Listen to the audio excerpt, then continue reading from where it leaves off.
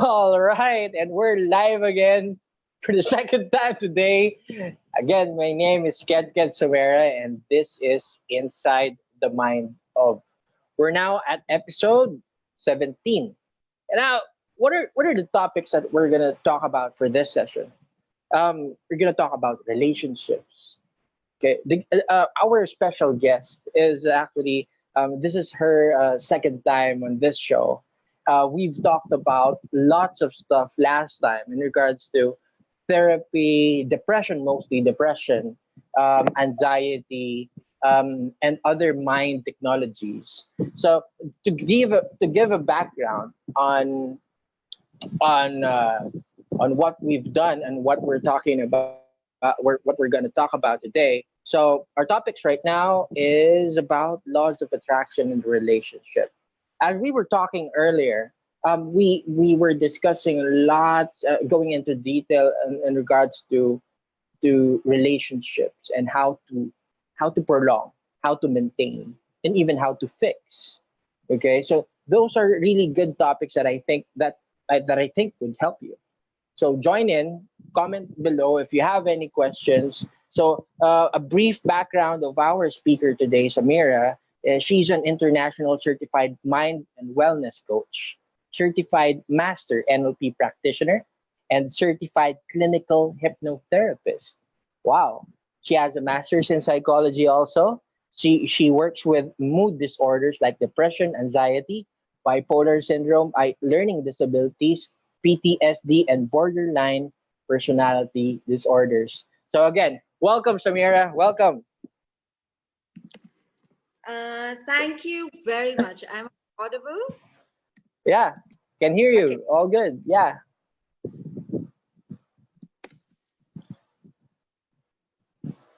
all good. Yes. Okay. Yeah, welcome to the show again, Samira. So yeah, to give our viewers an idea of who you are again. I mean, for those who haven't watched the previous episode, yeah, maybe you could tell our viewers something, a background. Yeah. Um, my background. Yeah. Okay, sure.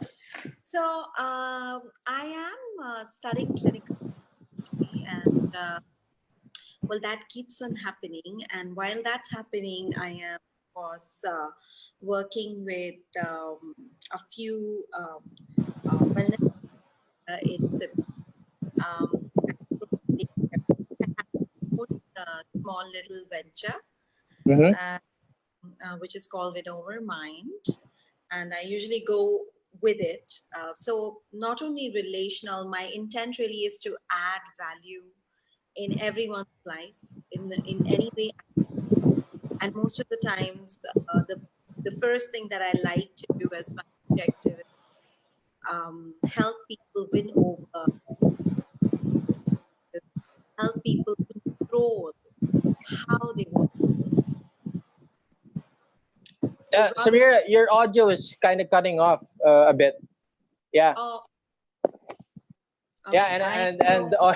yeah, guys, it's just a little technical difficulty. Okay.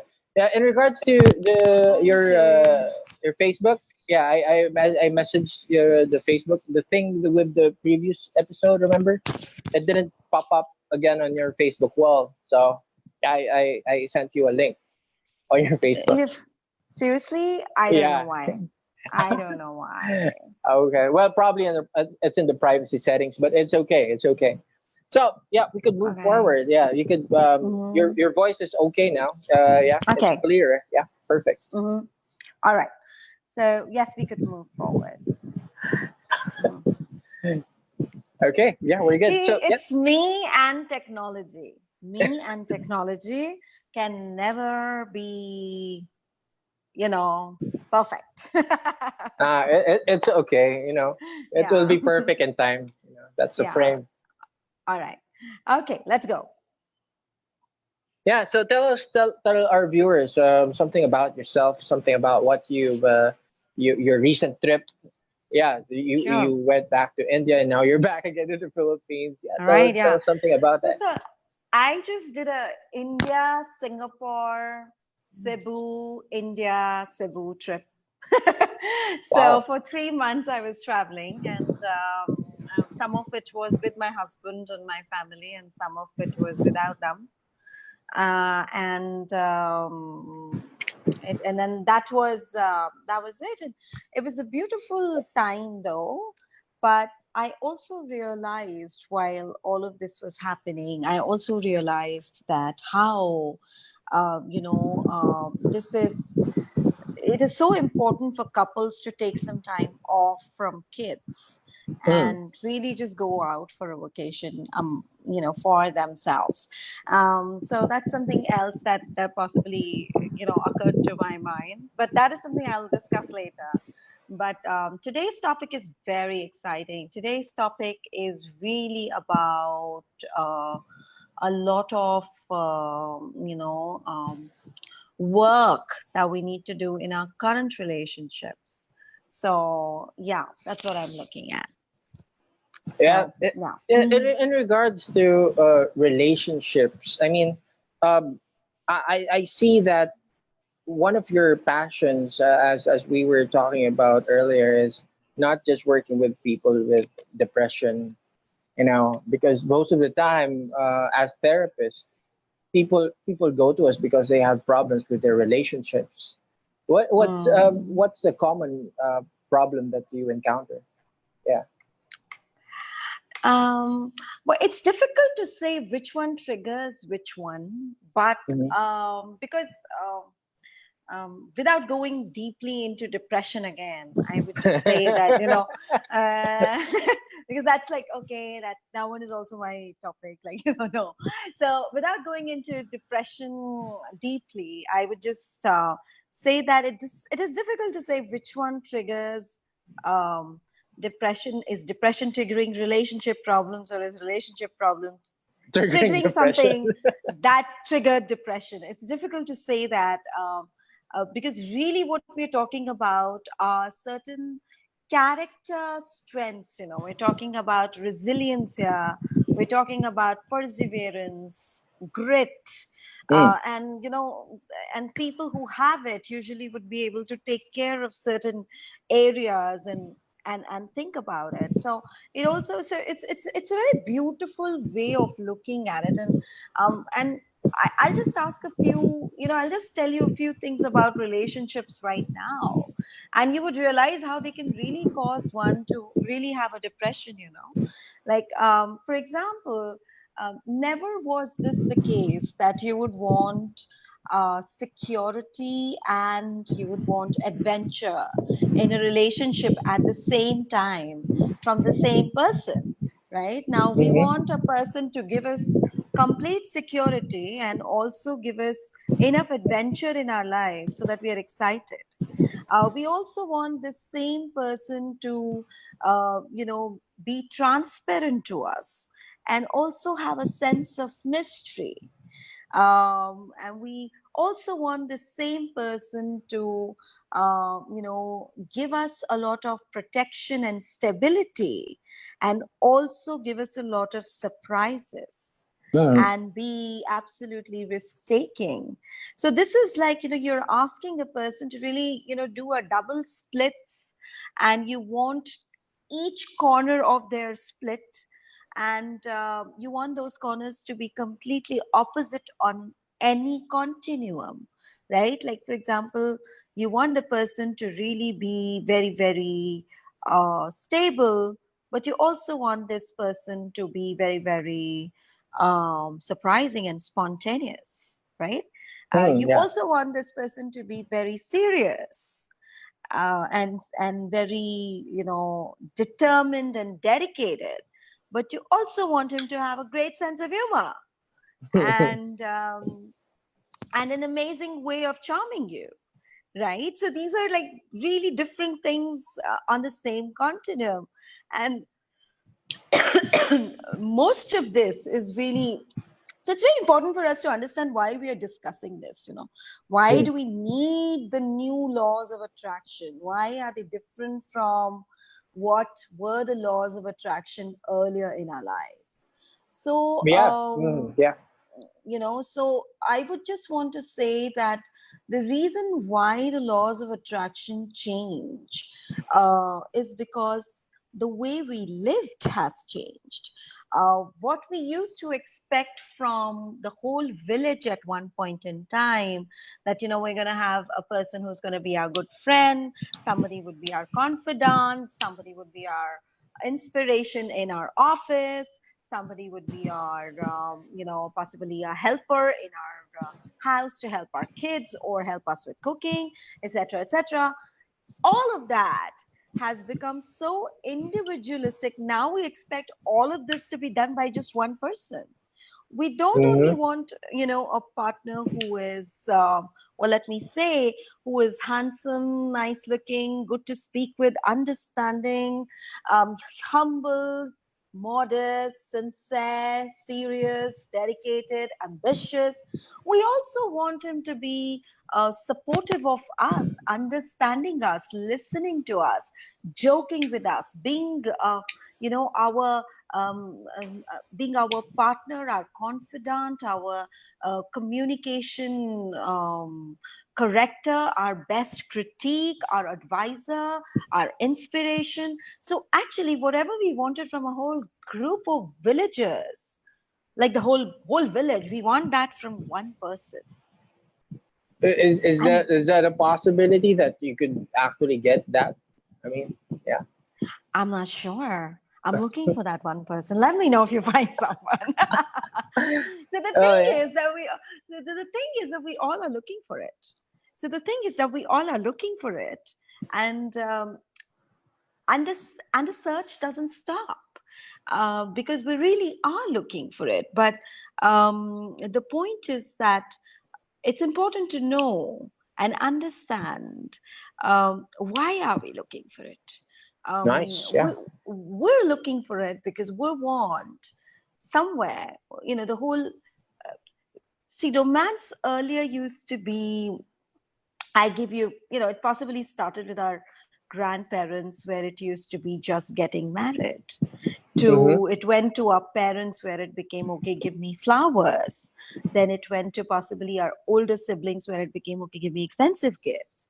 Now it has become about, okay, show me what you got, right? So there is a lot of consumerism in romance. The way to tell your partner that your search is over is by deleting an app. You know, that's a height of consumerism, isn't it? Deleting Tinder. Yeah. Well, for me, that was one thing. You know, when I deleted Tinder and OkCupid, yeah, that was one thing.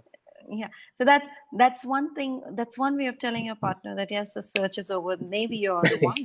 So there is one way that you're looking really for this, you know, superhuman, and the way you're looking for that superhuman is through an absolutely consumeristic way. And I'm not against Tinder or anything. I'm just asking. Now you're looking for somebody who has all these qualities that I stated earlier, and then you're looking for them through Tinder. So that's a very consumeristic way of looking for someone. I mean, I can show you so much on Tinder that I am not, because I know that's what people want, right? Yeah. So the new rules of attraction are important to really keep these relationships going to a great extent at this point in time.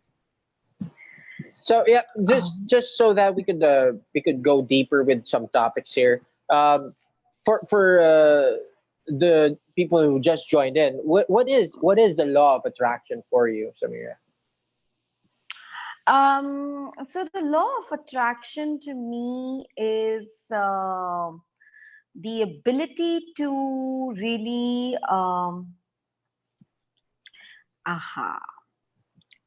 okay, so the law of attraction for me is really the ability to put people, or rather put an intention of you being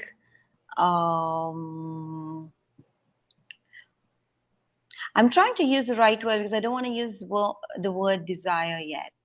you've been loving to have or wanting to have in your life, Mhm. and really and really visualizing it, really behaving as if it's really there with you. So That's it's law of mhm. attraction for me. Okay, yeah, because there are lots of course, there are lots of workshops, courses right now that would talk about laws of attraction, LOA, and that's why there are also other people that would say otherwise now. Because before it's like everything was law of attraction, this law of attraction, that, yeah, and but it works. Mm. But it works. That's how it Oh, is. it does. It It does. It does. It does. does. But it's just that, for example, you're having you're, possibly focusing on the law of attraction as, okay, I'm going to attract a human being who has all those supernatural powers that I just spoke about. Then that's a different thing, right? Like you're expecting, because it doesn't stop there. The problem also is because it's an egalitarian way of living.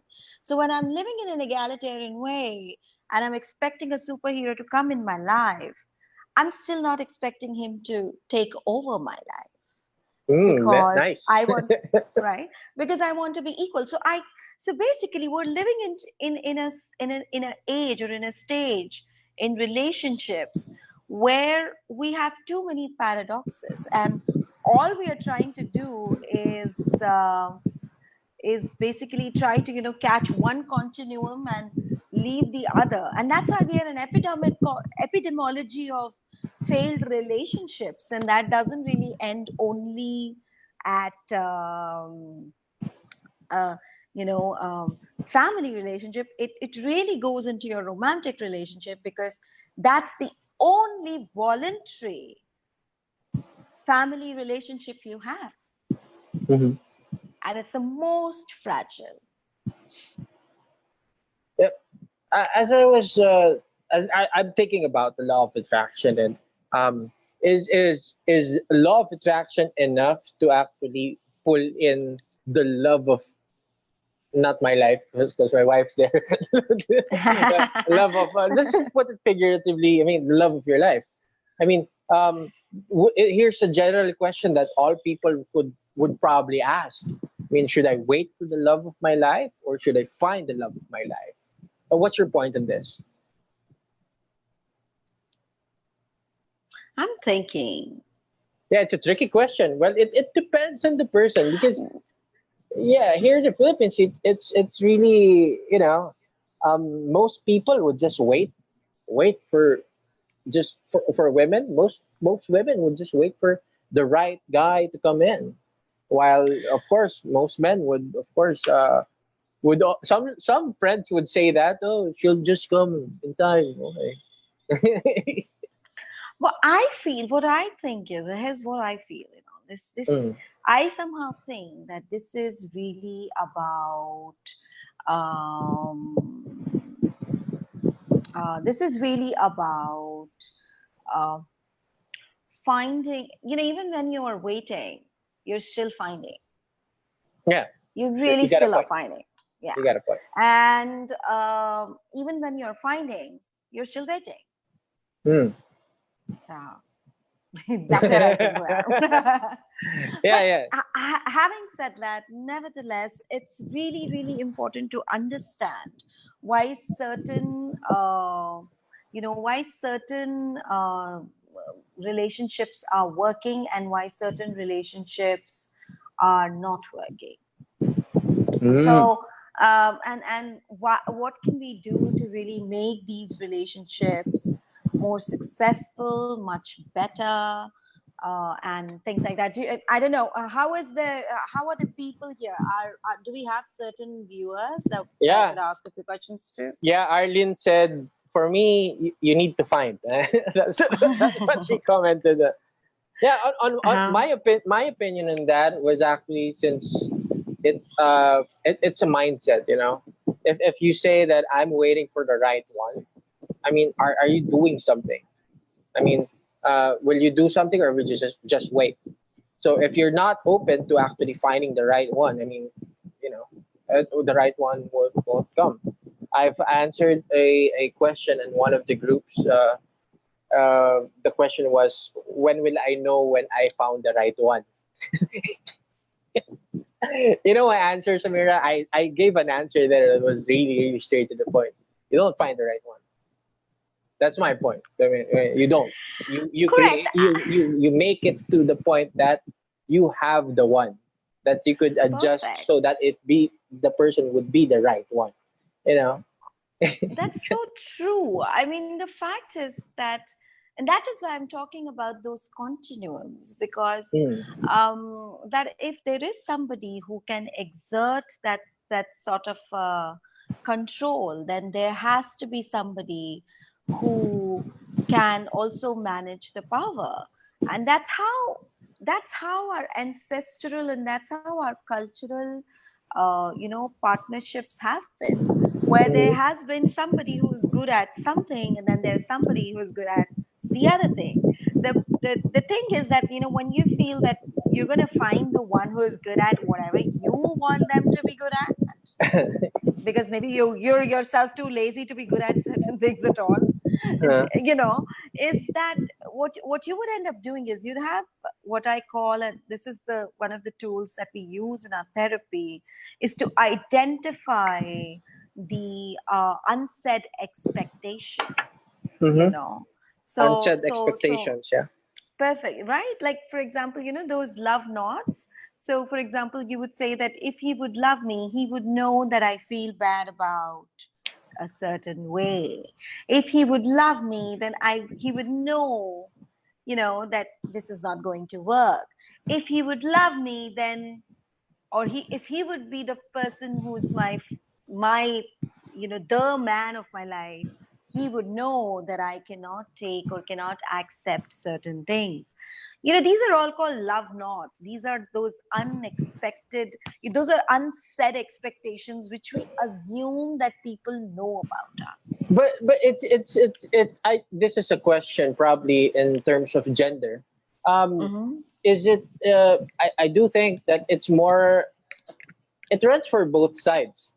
Most of the, as you said, unspoken. Why is it Hmm. unspoken? I mean, it can it be spoken? I mean, you Why know. not? Why not? I mean, this is what we need to encourage in our partners, because I'll tell you why this difference has happened. So earlier, these expectations, they were controlled, and they Mhm. were in a way expressed. They might be derogatory, but they were expressed in a sense that your father would tell your mother that, and moreover, at that point in time, earlier, we used to live in a very easy society, easy culture, where Mhm. everybody had their roles defined. So the woman is going to cook and take care of the kid, and the man is going to go out and bring food. It was Mm. very defined. So nobody really had, those expectations are pretty out there. A lot of people were following it for the long time. The revolution that has come in this world, and there was this one was the industrial revolution, and Mm. the other one is the revolution that came after the invention of contraceptives, because that's when women could go out and start working, if you realize. you know that's when they could do whatever they were doing inside the bedroom and go out and start working without a fear of being pregnant. And that is actually a revolution. That is a very big revolution. And after that, the roles changed. You know, the roles changed, but nobody really spelled out the expectations, and nobody was really able to carve out the responsibilities. And a lot was left in that gray area.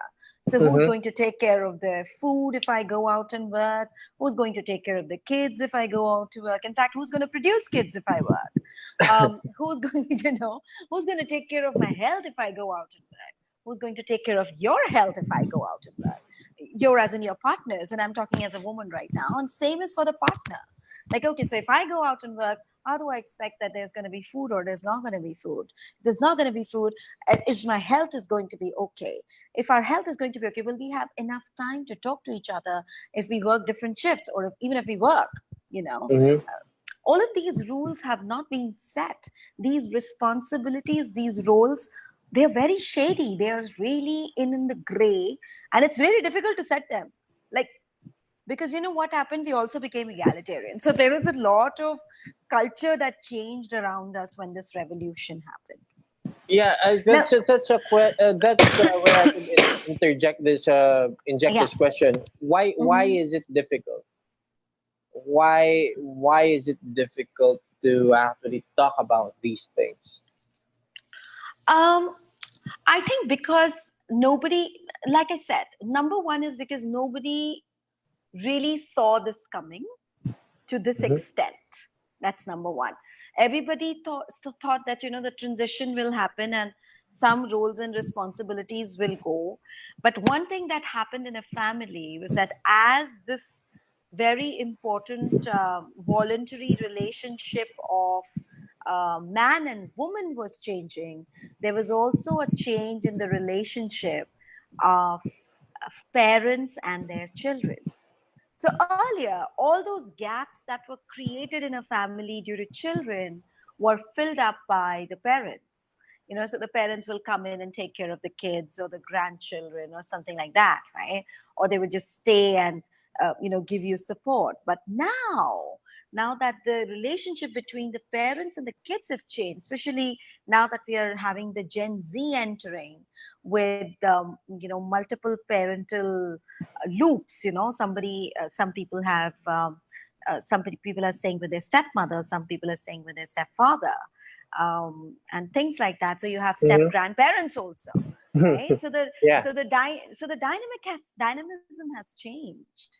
There is so much of change now that even the gaps that are left by this this structure of family, which was this romantic relationship, are now not getting filled by the parents, which used to happen earlier.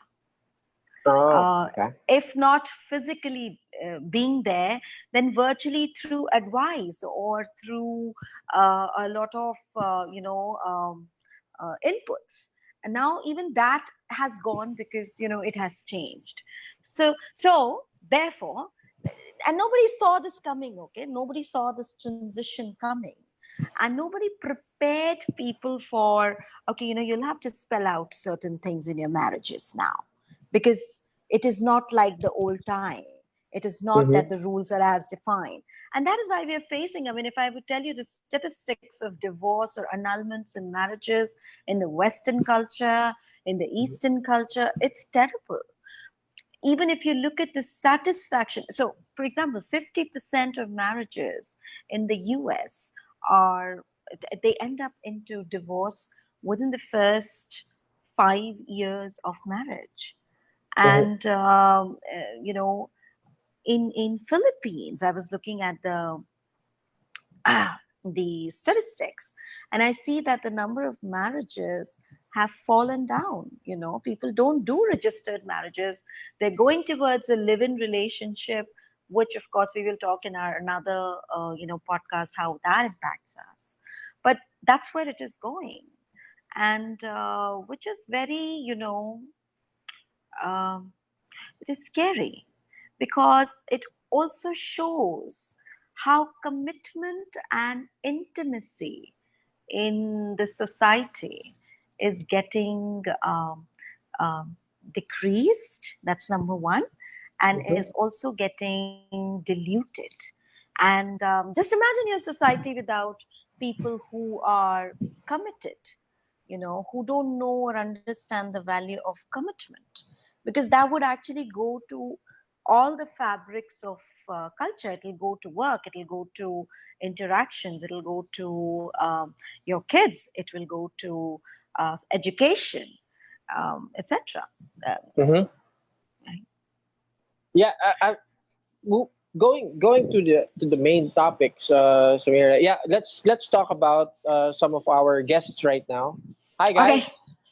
Hi, welcome to the show. And again, message, comment here if you're here, so that we know, so that we could acknowledge your presence. And another thing, you could comment here on the comment section below if you have any questions in regards to your relationships.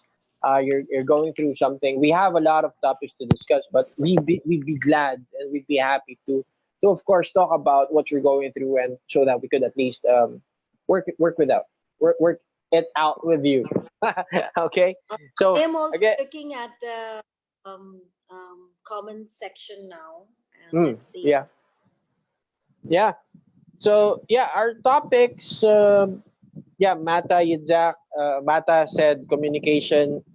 Yeah, Arlene said earlier. Yeah, that was an earlier comment. You need to find. So in regards to what we were talking about earlier, Abdul Hamis said how to make long last relationship or marriage. Yeah, pare, we'll talk about that. That's one of our topics today, so we'll get into that in a bit. Yeah. Yeah, I know, right? 36 minutes, and well, this is what this topic is about. It is it has a lot of beautiful content, connotations, and it's important for us as therapists to tell you why is it that this is changing so much. So it took us a little bit of time. Let me go to, can I pick up communication for Yeah, I think sure. this is Mata. I would love to pick this up. So look at communication. Communication has an amazing impact on what is relationships or what is romantic relationships. Um, Look at the communication today. Okay, let me ask you this question, guys. How many of you, and please reply on the chat window, it'll be such fun to interact with you. So tell me, how many of you send text messages or WhatsApp messages to your girlfriends or your boyfriends or your husbands or your wives or your partners? Go Yeah, on. or messenger or text messages. Yeah. Yeah, Viber, everything. What do you use? And whatever you use, how many of you send messages that have relevant romantic tones to them on these platforms? Can you say a Y on the chat window? Wala. Mhm. Meron ba? Comment, guys. Comment kayo. Yes or no. Yes. Nagsisend ba kayo ng messages sa partners niyo? Or, Samira, what if I don't have a partner? I mean,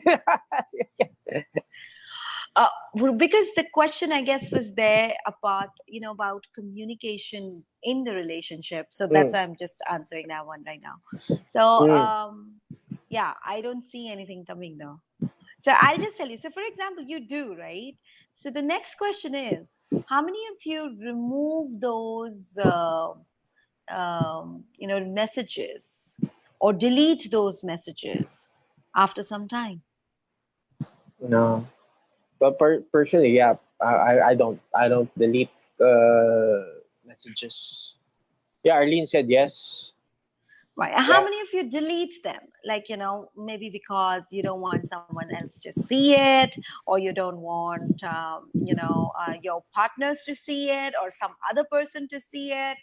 So, or for that matter, you delete them because a lot of you suddenly decided that you will only talk to them on Messenger and not on Viber. So, you're finding it very difficult to manage a lot of platforms. So you decided, okay, I'm going to delete all the messages from a particular platform. So I know I do that. I know I do that in a sense that, when the messages are too much, I delete the messages, right? Now, nobody talks about this, but this is really important because earlier, when we did not have a WhatsApp or we did not have a Viber, all of these conversations were really happening face to face. A lot of couples who talk to me, who come to me and they are like, okay, what's happening in my life? My husband or my partner is not talking to me enough. He's not having a conversation with me. And I asked them, okay, so what is your mode of communication when you feel lonely? And they would say, it's WhatsApp. The point is that with this, and I'm not saying, and again, I'm not against WhatsApp. What I'm trying to tell you guys is how these communication styles impact the intimacy in a relationship. Okay, so for example, so a lot of time you you are communicating on WhatsApp, and you are able to maybe have a very nice time with your partner.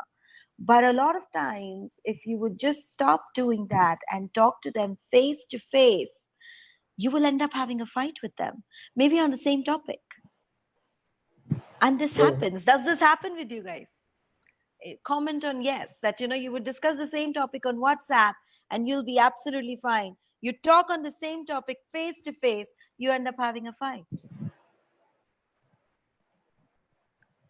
And that happens a lot because of the fact that while we are becoming absolutely digital and easy on WhatsApp, we're missing and losing a lot of emotional regulation and emotional control when it comes to face-to-face conversations with our partners, which is sort of hidden when it comes to you talking to people on WhatsApp. Because when you're talking to people on WhatsApp, a lot goes in the emoji.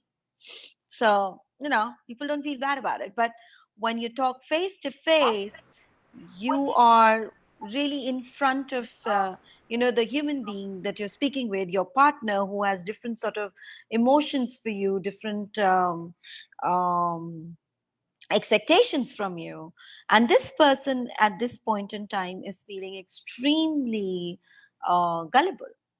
Because Yeah,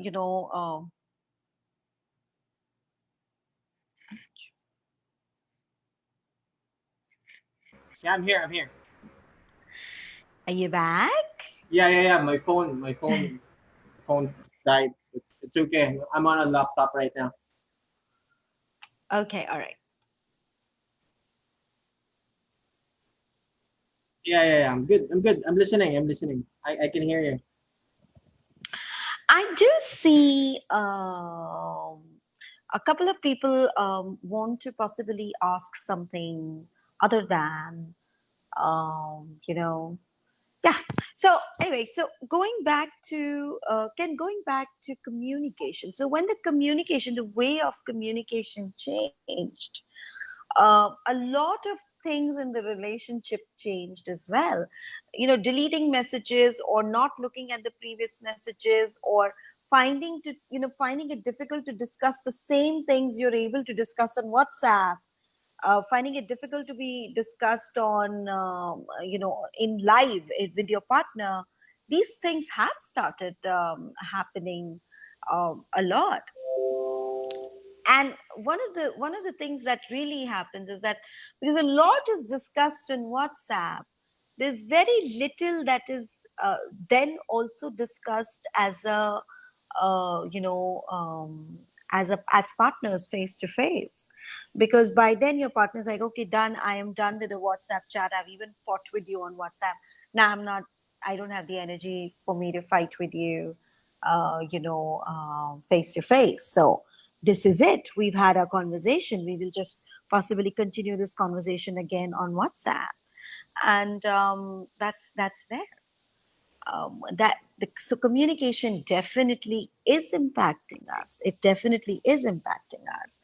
The other thing in communication, which I take through, two things, in fact, that I take people through in the therapy, is understanding emotional allergies, where usually in conversations, and Arlene and Abdul, maybe you would agree to this one, where usually in conversations, when you're talking to your partner, you feel that your partner is talking to you and you're feeling offended about something, and then you go out and say something to defend yourself, and your partner is offended. It usually happens when there is a certain particular thing. Like, for example, I'll just give you an example. So once once I got this case, or this question, that whenever I'm late, my partner is extremely annoyed and he thinks that it's really about him and it's really not about him. Oh, sorry. Okay, I'm back. Okay. All right. So I can see a window. Yeah. Just let me just switch this Yeah, that's to right. a different view. Yeah, there. Okay, so I can continue to keep on discussing what I was discussing with people. Yeah. So what what I was telling them is, once I got this, I got this inquiry that my partner is very, very mad at me whenever I'm late, and he thinks that it's really about him, and he makes such a big blowout out of this one that I am late, and I really feel that it's not worth it. That coming late is not such a big deal. Now, look at there is too much in this. Look at the communication. Number one, when you are coming late, I think as a partner, you don't really have the rights to say whether the expression of my partner is overwhelming or not, because you've done a mistake, right? Yeah. And usually the problem here is that when I come late, it is such a big issue. But when you come late, it is situational. Yeah. So I understand that. yeah. So, and that happens a lot of times in a lot of things. Like, for example, when you break a glass, it is situational. But when I break a glass, it's because I'm so careless and not good for anything. Or for that matter, when you speak, you don't talk to me for so long because you were busy at work. You don't no longer care about me. But when I do the same thing, I'm earning money and I'm getting money for our house. So these communication patterns are one more thing that we go through. We call them a part of emotional allergies. And what we do is we do a disappointment tour with couples, where we take them through certain exercises that brings out the things that really disappointed them about their partners, and try to reconcile very objectively as to what were the real problems and what were not the real problems. Because when your partner says, see, understand what he's thinking when he says that he's mad at you for something, say for example coming late here. What he's trying to say is that I don't like that you come late. I feel you don't care about me when you come late. And I have told that to you so many times. And the fact that you're coming late means that you don't care about me feeling bad or uncared for if you come late. This is what he's actually feeling. So the conversation in today's partnership needs to move from what is the event, and it needs to go to what is the feeling. Is just so that I could put some inputs in there. Would that be an assumption, or should it be better to be communicated? Because if that sounds like an assumption. Which one are you talking about? The fact that your partner... You think, you're thinking about what the partner is feeling. Right. So so this was an example where I am already, helping a client understand why is his partner behaving the way he is. Of course, after talking to the partner as well. So this one was not, okay, so this was an example, but yes, for you to understand why is your partner behaving that way, there have to be certain questions asked on how they feel about you coming late every time, how they feel about you not being able to cook every time, or the other way, which is that how do you feel about being able to not being able to give your full at work because you have too much work and responsibilities in the house, or you being feeling that you need some more help, or you feeling that you don't have enough commitment in this relationship, or you feeling what exactly are you feeling? Because what you're trying to do, and that's what you want in this relationship. You want transparency. What you're trying to do is to become transparent and be vulnerable for once and tell your partner why you feel the way you feel. What is the fear that's making you feel this way? And really, guys, this particular session or this particular thing that I'm talking about is for people, is for, couples or partners who are living in or who are planning to live in a relationship that they really want to be in. So if you really want to be in, then these are certain things that you should be ready to do. I know it's very difficult to be vulnerable in this world at this point in time where vulnerability is almost equal to being weak. But if you want a relationship to work, there has to be vulnerability. There has to be a lot of things. There has to be vulnerability. There has to be intimacy. There has to be commitment. There has to be a discipline. There has to be a lot of love. There has to be desire. There has to be eroticism and a lot of other things. Yes. There are lots of things to consider. I could agree with these are just my thoughts now. So what matters most is the intent to make it work. For me, that's just basically it. There are lots of things to consider, but if you don't want to make it work, even if you considered everything, it would just go to waste. So if you want to make your relationship work, you could fucking focus on just the intent to actually work, make it work. Because if you want to make it work, the other side doesn't want to make it work as intentful as you are. I mean that's different, You get the point. So yeah.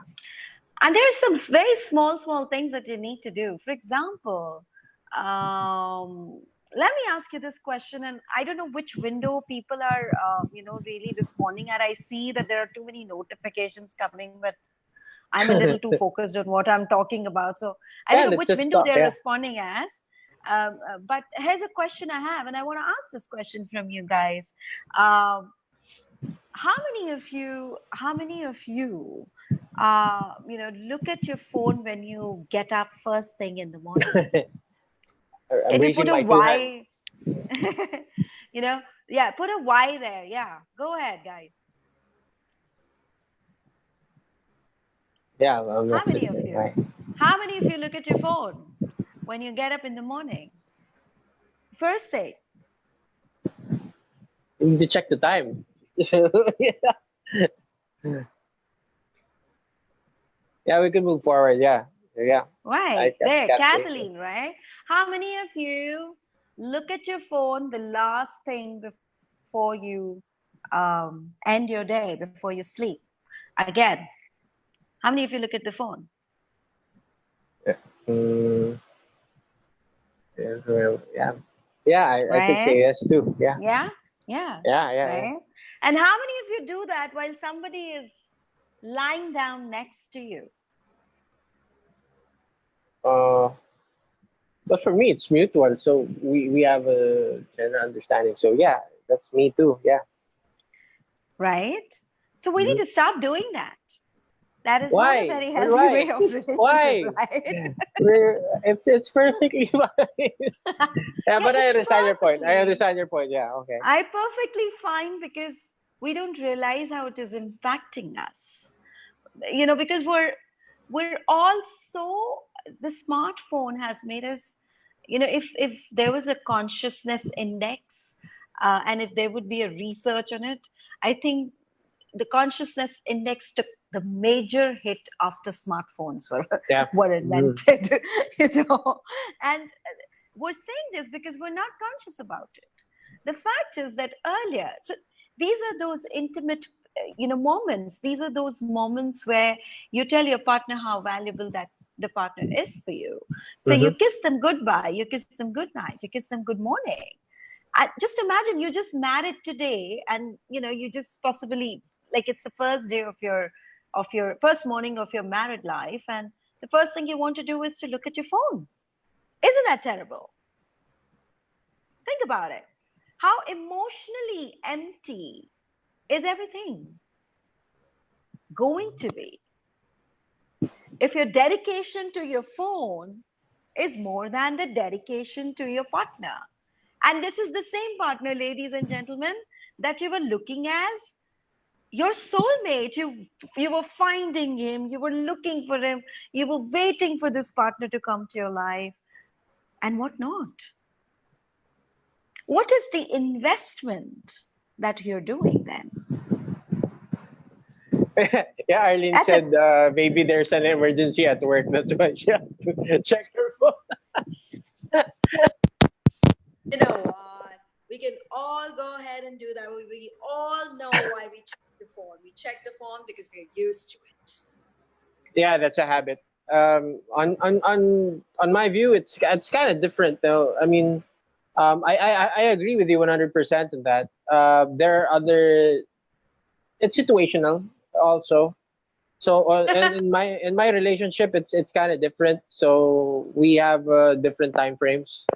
So when I sleep, she's still working, and when she's awake, I'm working. So it's, so we usually do check our phones. We do communicate a lot, so everything's communicated. So it's perfectly fine if she does check her phone or I check mine. It's perfectly fine. We're not really that needy and personally in my relationship, we're not really that needy. So see, you know what happens is, Ken, initially, when you're working, because you're working, right, and you're trying to get, and this is true for all our new couples, everybody who is possibly from the age range of 25 to say 35 or 38, 36, maybe maximum. This is true for them, that you're working, your focus, your priorities in your career, ambition, aspirations, dreams. But it's a habit. Yeah. It's a habit that is making you more distant from what you don't want to be. Right? And at this habit sort of hits you, in your mid-age, like around 35 or 36, where you look at your partner and you really don't know what to discuss with them anymore. Because you don't know where to start the topic from, or where to begin that conversation from, because somewhere you became emotionally distant on a lot of things you would have actually discussed. For example, failures. For example, mistakes. For example, your shortcomings. How many of us, go to our partners and are very comfortable discussing what we are really, really not good at? Or for that matter, how many of us, these are some questions we need to really, really know. How many of us are, let me ask you this, how many of us have gone back? Let me ask you this one. So how many of us have been heartbroken, and how many of us have broken someone's heart? And how many of us have had the courage to go to that someone and say sorry? Or do you right now on this forum, while you're here, I'll ask you this. How many of you feel that you should apologize to your partner or to your friend or to your couple for something, and you've not done that because you felt that how should you initiate that conversation? Or where should you start from? Or how many of you felt that, you would want a better quality of that relationship? See, if everything was going perfectly fine with WhatsApp happening and everybody being on smartphone and everything, then possibly the statistics on the marital satisfaction or the satisfaction of romantic relationships or the kind of romantic relationships wouldn't have gone low. It is really at a very, very big low. It's the most easiest for us to, communicate at this point in time, because there's so many ways we can communicate for free, but it is most difficult to understand and express. because there's so much that keeps on working inside us when we're talking to our partners, whether we should be telling them about this or not. How would I be perceived? What will happen in the future? Will this be taken an advantage of? Will this make my judgment? Will this person be interested in me if I tell them this, etc., etc.? Well, as you said, it's difficult. So, do you have any suggestions so that it won't be difficult? Sure. So, actually, you know what? When I kind of sort of thought of this webinar the first time, and the way I, made this webinar or designed its outline, I really had tools that I would want to talk about. And I did mention a few. I spoke about how it's important for the couples to understand and identify, first of all, the basics in relationship, which is intimacy, commitment, and respect. It is important for them to understand boundaries and things that they would expect and appreciate from each other, and things that they would not tolerate.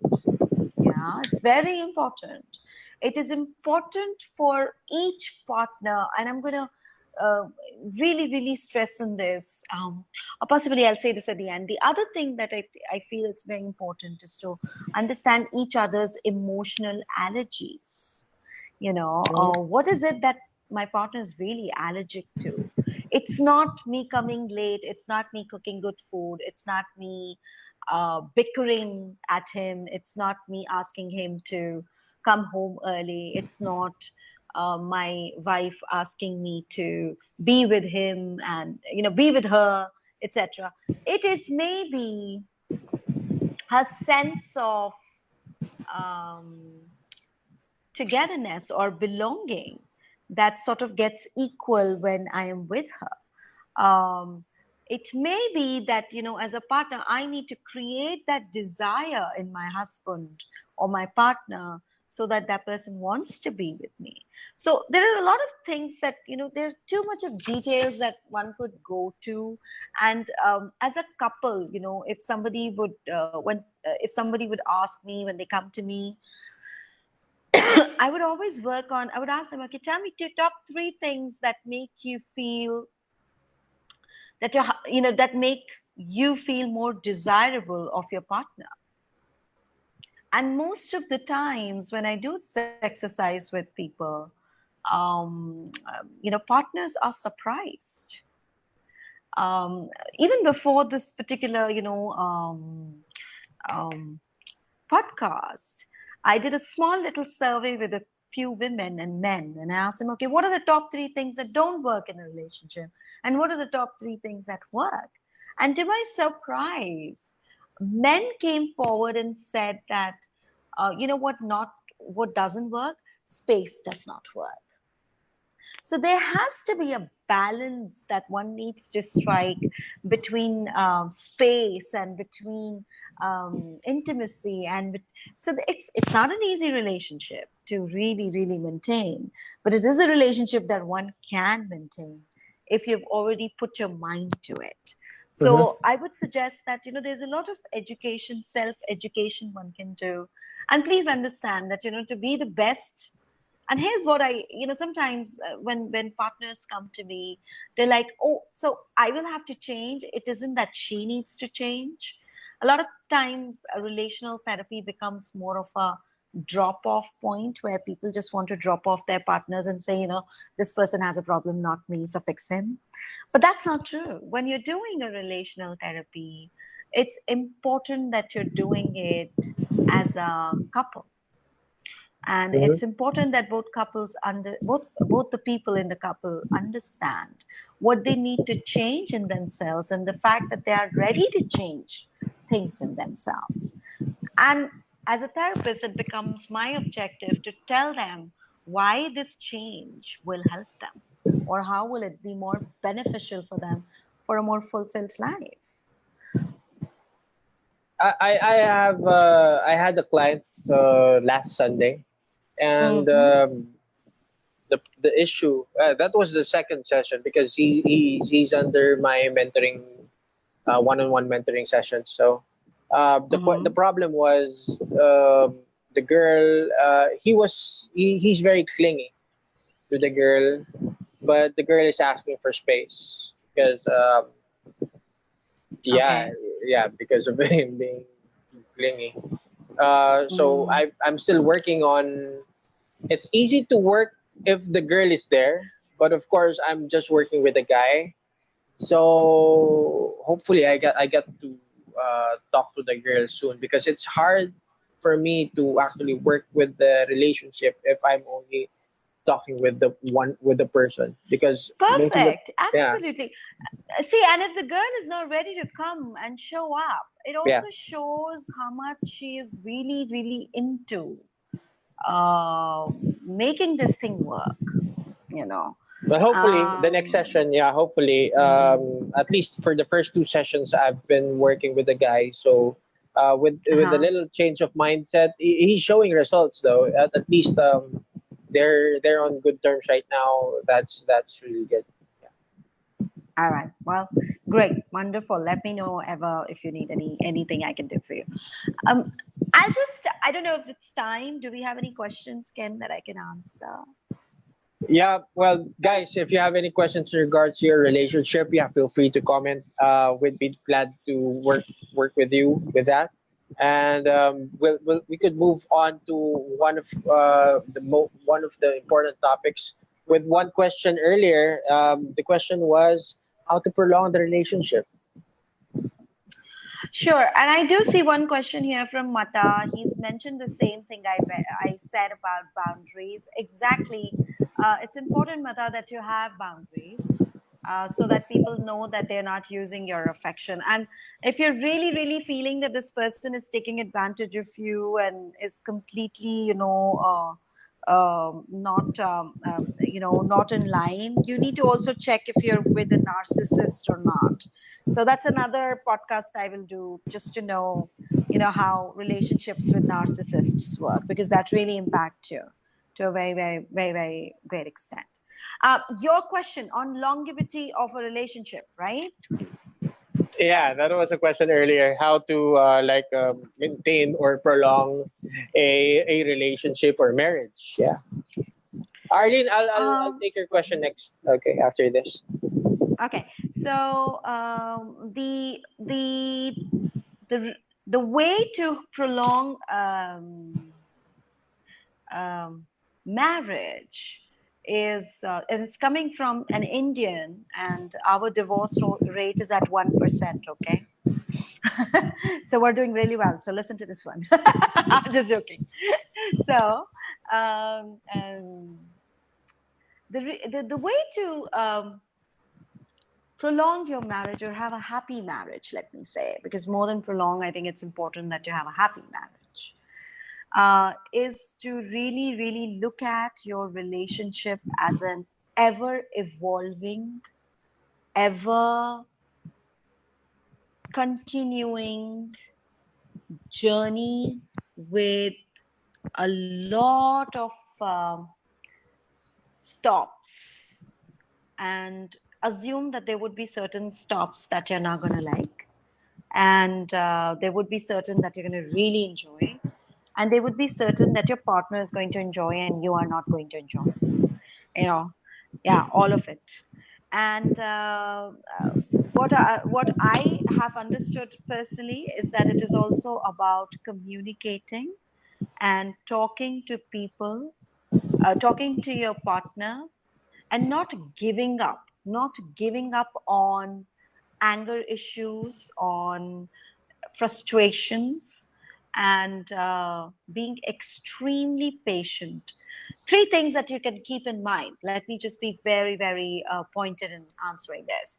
Keep in mind commitment, keep in mind attention, and keep in mind intimacy. So sometimes you will have to figure out the role you want to play in your commitment. Do you want to be just a wife? Do you want to become a mentor? Do you want to become a subordinate? Do you want to become somebody who will just listen? Do you want to become somebody who possibly is just his child? What role you want to play? And this is for both the partners, men and women. All right. It's only not for women, it's for both. And in terms of intimacy, what kind of intimacy do you need at what time? Do you need an intimacy that's driven out of love, where you're more nurturing? Or do you need an intimacy that is driven out of desire, where you need more mystery, more curiosity, more eroticism in your relationship? Third thing that I mentioned, I think commitment, intimacy, and I said, what else did I say? Yeah, I missed taking notes. Respect. Yeah.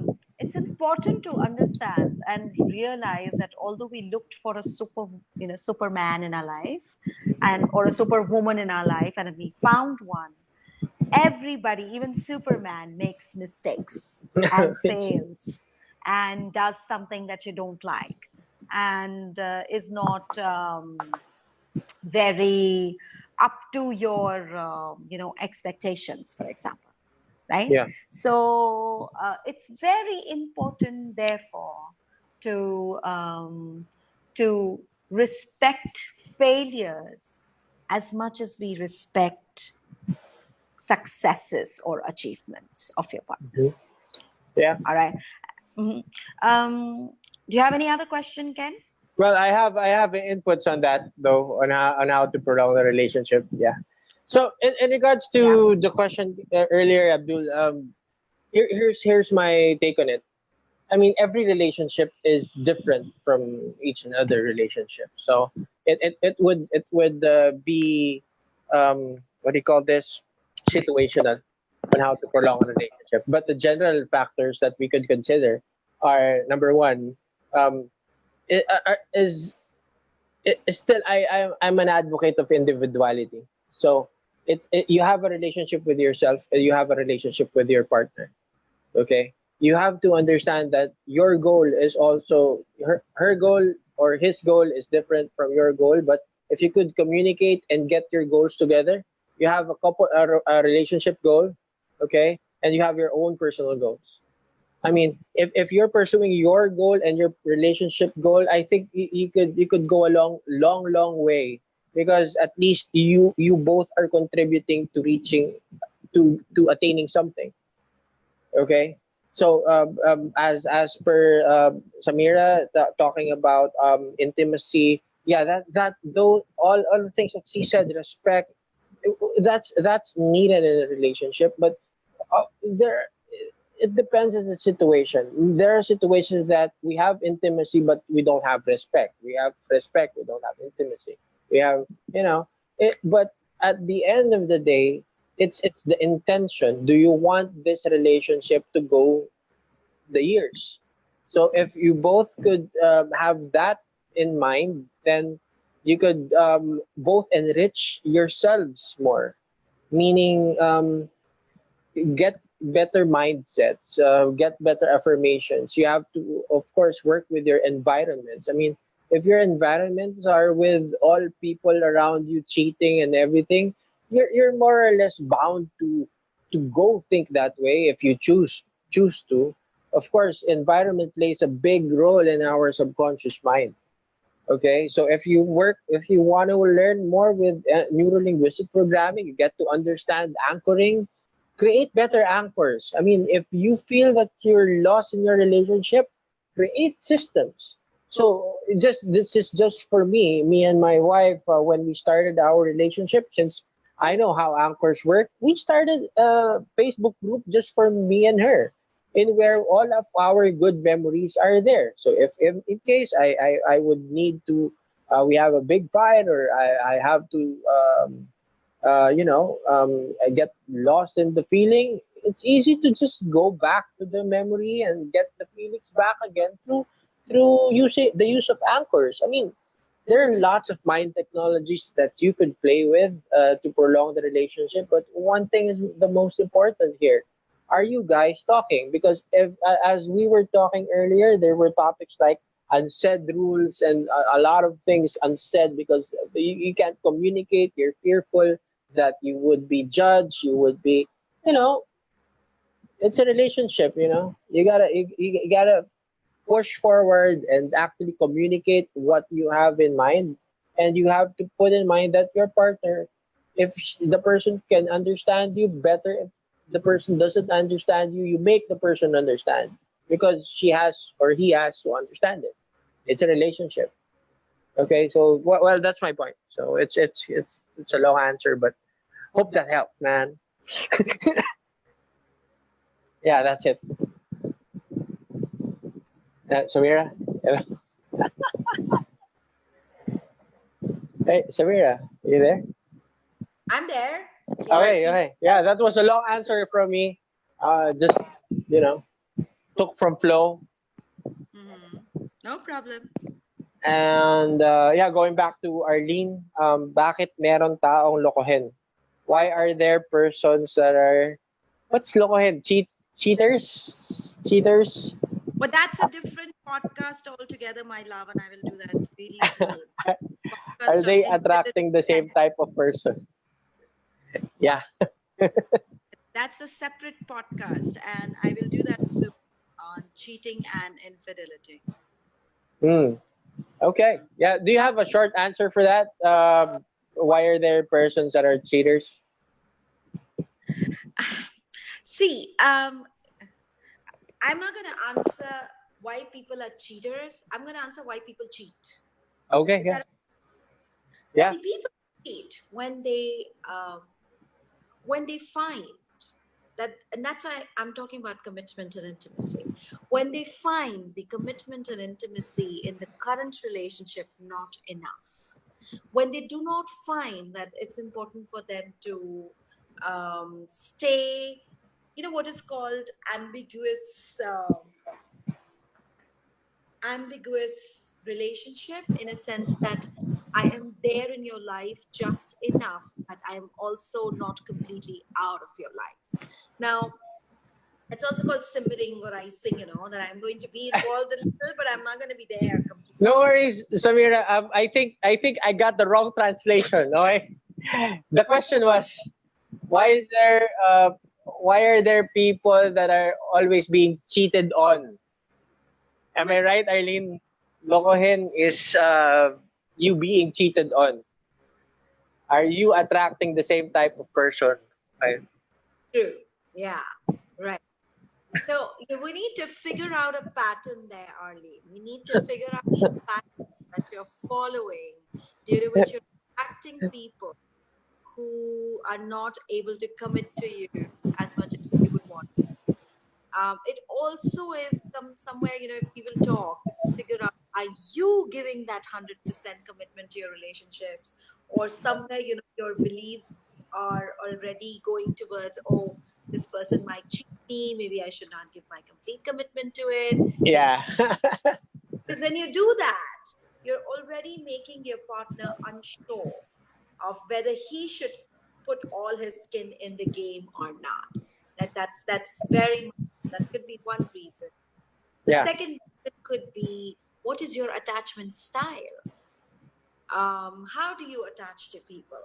Do you attach to them as an avoidant personality? Do you attach to them as a dependent personality? Do you attach to them as a very positive, affirmative person? So it really depends upon your attachment style as well. So that's something that, again, needs a little conversation to really know. It also depends upon your circumstances and situation. So what is the set of situations? So for example, a lot of people, specifically if people are very rich, they tend to get cheated on because, their circumstances, situations is such that people would like to come to their lives to really take advantage of their money and then leave them, right? So that's just an example. So what is your situation? Are you too vulnerable or gullible to, be cheated, for example? So that's one thing that one needs to really research on. Are you too gullible, Arlene? Yeah, who got? Yeah. Any questions in regards to that? Wait, my wife. There's a message from my wife. Han, where's your question?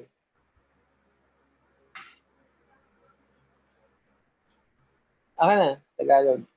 What's your question?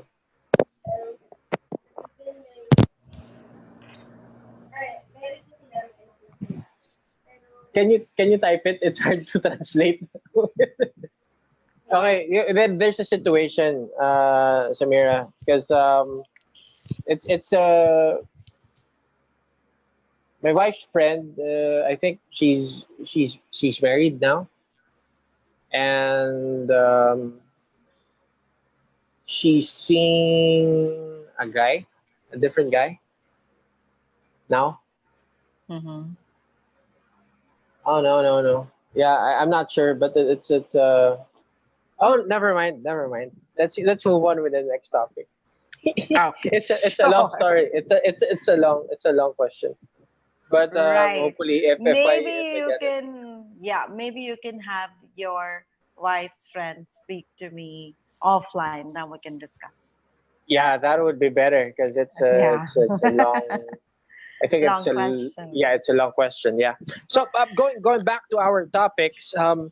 let's talk about responsibilities. I mean, Mhm. what are the responsibilities in a relationship? Depending upon the situation, and again, depending upon the kind of relationship that you're looking at. If you're looking at a romantic relationship that possibly needs to end up into a marriage, most Mhm. expectantly, the responsibility is to really take care of your partner, give attention to your partner, give true affection to your partner. Um, you know, and here's your responsibility. Let me give an example of responsibility. It would be the fact that how you are at work, and if there is a client, and if the client is if you feel that this client is not going to like something that is happening, you take proactive measures, right? Like you do things that would avoid a prospective or a predictable failure, correct? Because you don't want your client to feel bad. Yes or no? Mhm. Right? So we don't consider our partners that way. We consider our partner, it doesn't matter, she'll understand, or this is what I want. Now your biggest responsibility as a partner is to avoid that kind of thinking. As partners, we cannot bring leftovers from our work and our maybe our addictions and our priorities or whatever to our Mhm. partner and ask them to live with it. And that's true for all. It's true for girls, and it's true for boys, it's true for men, it's true for women, it's true for wives and husbands, it's true for everybody. You cannot bring leftovers from your life and bring it in front of your partner and say, this is what I have, and I'm too tired to even discuss it, so I'm going to possibly just go on Netflix and watch it. So that is so that is a very big responsibility in itself, to be able to bring your best, not only because you wanted, not only till you found someone you liked, but also after you found someone you liked. Mm. Right. Well, yeah, that's nice. Yeah. Now, so the kind of hard work you need to put now doesn't possibly have to be very, very, I must not say flooring or pretentious, but it definitely doesn't have to be jagged and for granted and absolutely rotten and coming from really a tired space. It cannot be that. So many times I've seen partners working with their partners because they've realized it. And you know what they want to do? They want to do things so that their partner is not as tired as he usually is. And they try to, emotionally support them so that this person is not as tired as he could get at work. And Mhm. that's, I think, is a very big step. It is. Now, understand why this is happening. See, when we were getting married at 18, we had no self identity.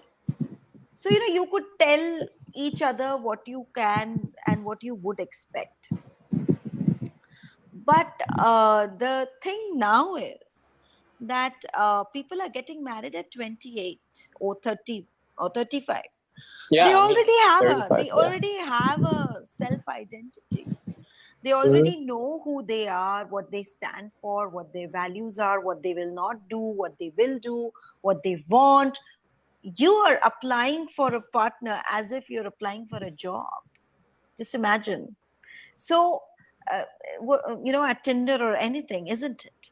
So, understand that as a partner, people are not only expecting you to give them protection or food and basic needs or a roof or money. That's gone. That's a given. And that's also given in the sense that your partner can provide this to you as well. What people in couples nowadays looking for is the top hierarchy of Maslow's needs, which is self-actualization, self-appreciation, acknowledgement, understanding the person I am, intellectualization of your own self and your partner together. So that is the responsibility of today's relationship.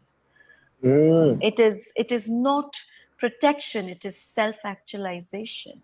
It is Self-actualization. not it is not giving mere companionship, it is giving fulfillment Mm. of partnership. It is not mere responsibility of household. It is acknowledgement of labor, appreciation of effort, and gradients of an individual's existence. There's a lot that a person is looking at right now. They are very high expecting. And that is why it's important to set your expectations. You were very right when you were telling someone it's important to know what you want. In fact, I was talking to a client the other day and I told him that, in my language, I told him that it is important for everybody to know what they want. That's the minimum. Mm. So, yeah, I agree. Yeah, So, there, my guys. yeah, that thanks for that, the responsibilities. Arlene said, message another question in Tagalog. Kailangan bang baguhin yung religion mo para sa partner mo? Do you have to change your religion for your partner? Actually, I commented my answer already, but yeah, what's your answer on that?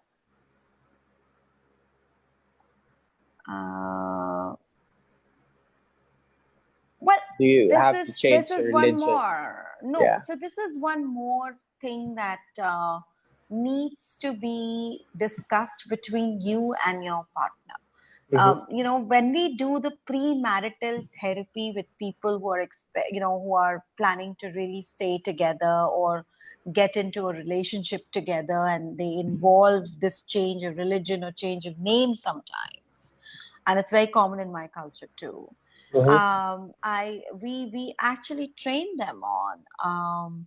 Uh, we actually do the therapy or we do discussions on how comfortable both partners are about it, and if somebody is not really comfortable, then how does the other partner thinks about it, and what Yeah. is the value of religion to this particular partner vis-a-vis the other partner, and where are they ready to meet in midway, and if not, how does it impact their relationship in long run, and to understand the significance of changing the religion or changing the name for both the partners.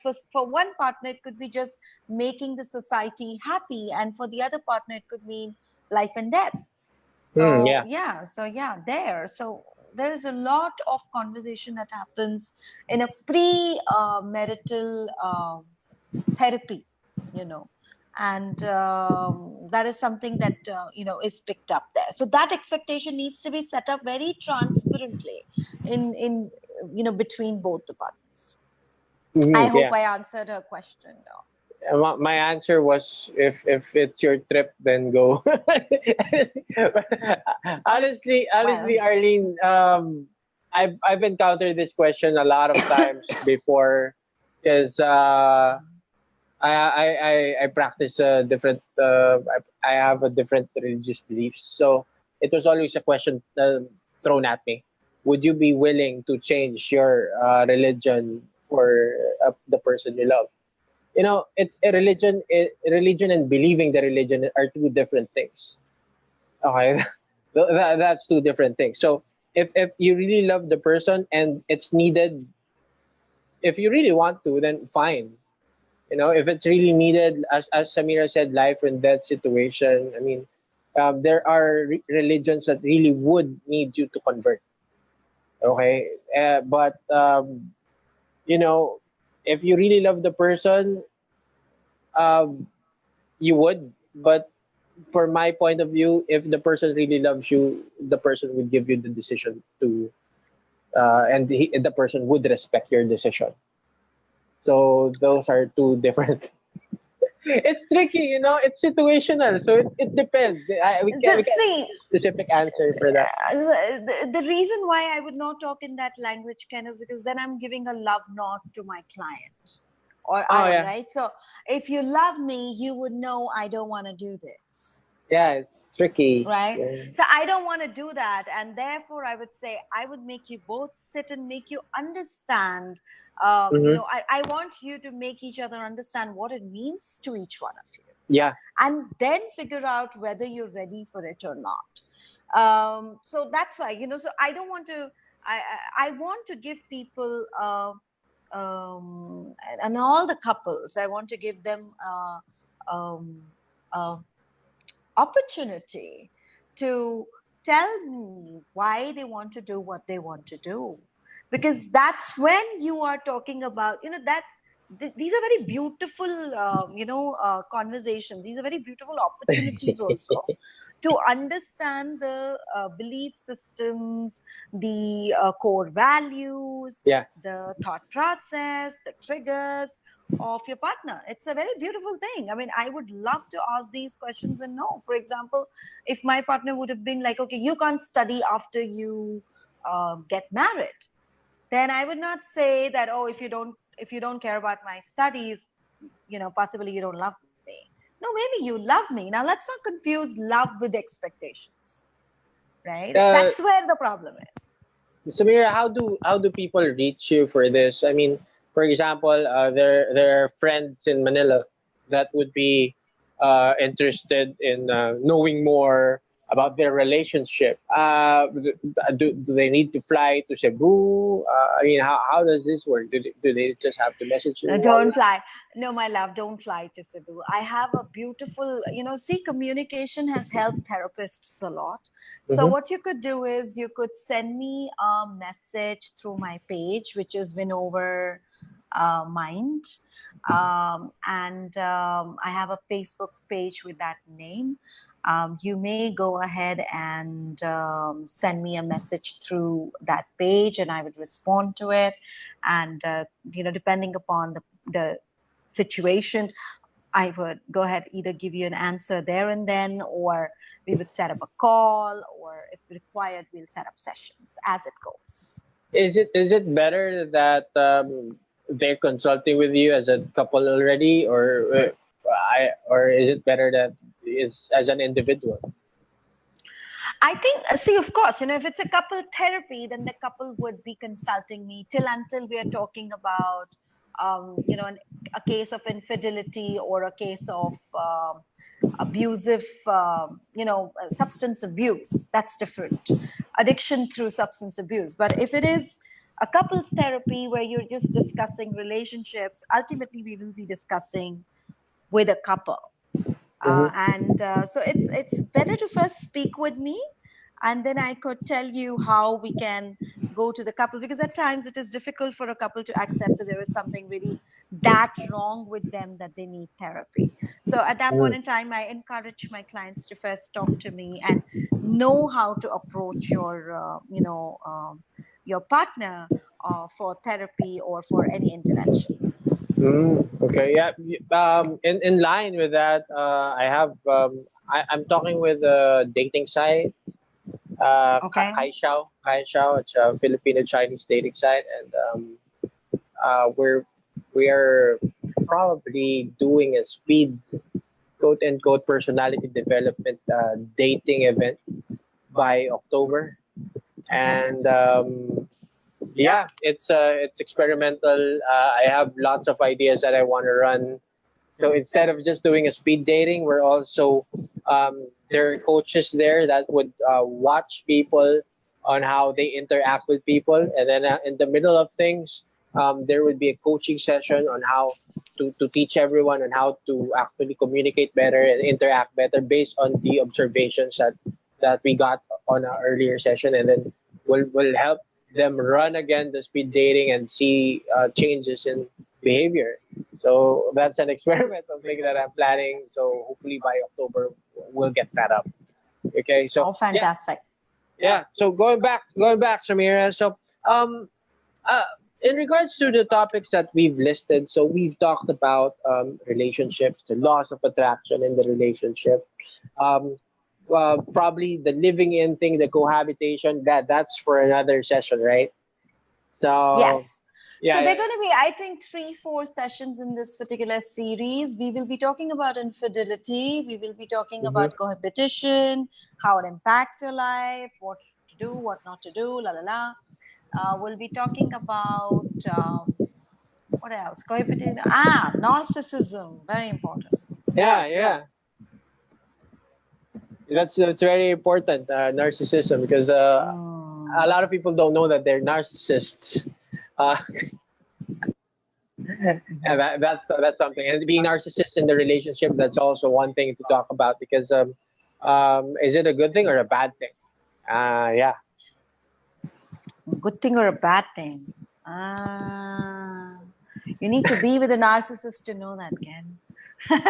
Well, I don't know. Well, I don't. I really put too much thought about that. So I don't know. Yeah. If I'm a narcissist, or my wife is probably not a narcissist, or I'm not sure. You better not say that on live TV. Oh my goodness. Oh, it's perfectly fine. I don't really fucking care, but it's okay. So yeah, in regards to tools, we've talked about responsibility earlier, responsibility in the relationship, and another thing is, I think we haven't talked about control. Did We've we? not spoken about what? Control. Power In the and control.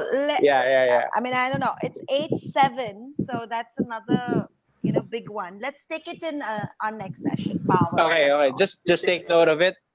We've Yeah. talked about tools, right? We spoke about a few tools, like doing journaling. Your trigger journaling is a very good tool. Identifying emotional allergies is a very good tool. Yeah. Working in a very different way on conflicts is a very good tool. So all of these tools I take you through in my therapy as well. And then, taking a tour to your disappointments is a very good tool with your partner, especially when your partner is not able to understand what is it that is really making you feel bad. Because a lot of times this happens, people will tell me, one partner would come to me and say, I'm so upset, life is terrible. And then I'll talk to the second partner and then the couple, and then they would be like, no, everything is fine. I don't see an issue.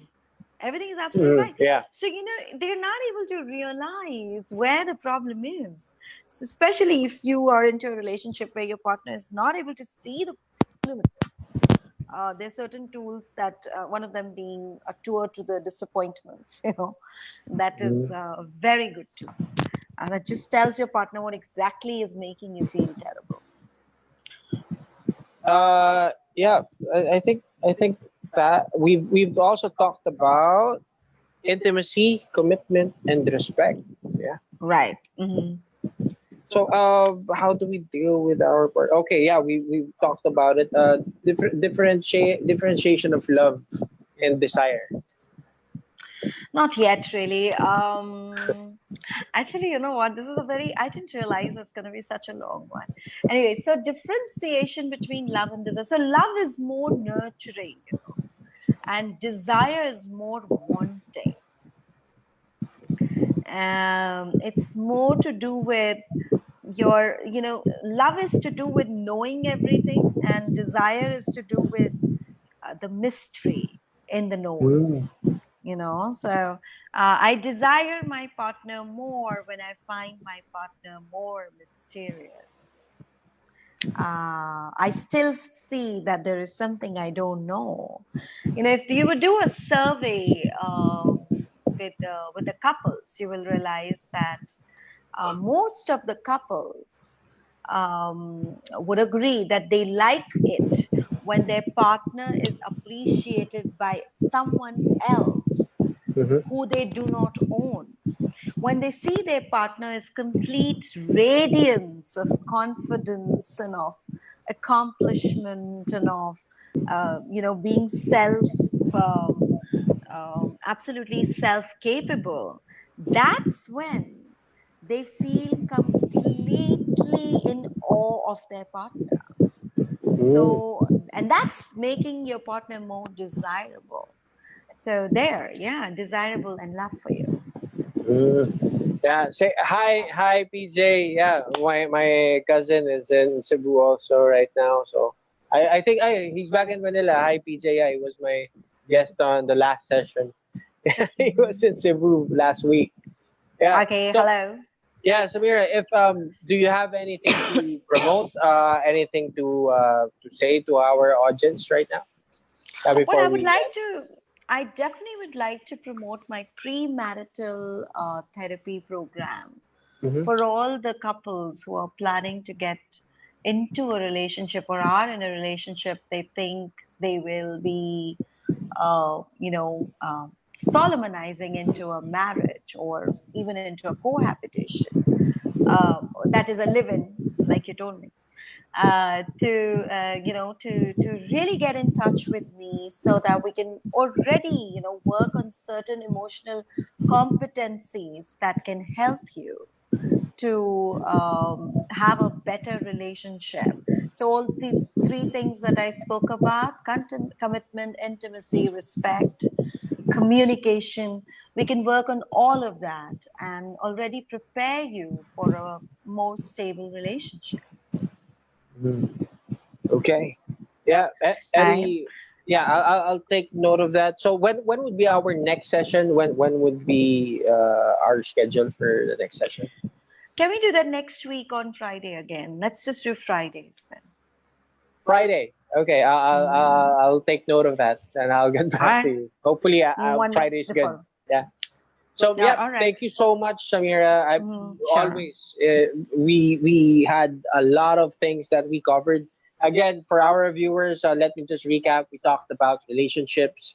We've talked about maintaining relationships, prolonging relationships, not just relationship, but also marriage. We've talked about tools that could help you. We've talked about responsibility. And upcoming, there are lots of topics that we love to discuss, like living in, other responsibility, control, power, and control in the relationship. That's one thing. Narcissism in the relationship. We'll talk about that on the next sessions of Inside the Mind of. Again, Sameera, thank you so much for your time.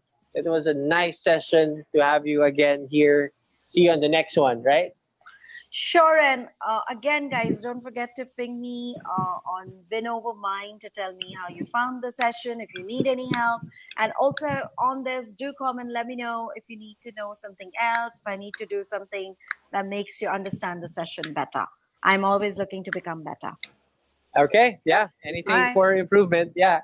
Have a great night, Sameera. Again, my name is 𝐑𝐞𝐥𝐚𝐭 Sameera, and these are my thoughts. This was episode 17 of Inside the Mind of with Sameera. Have a great night, guys. Bye. Bye-bye.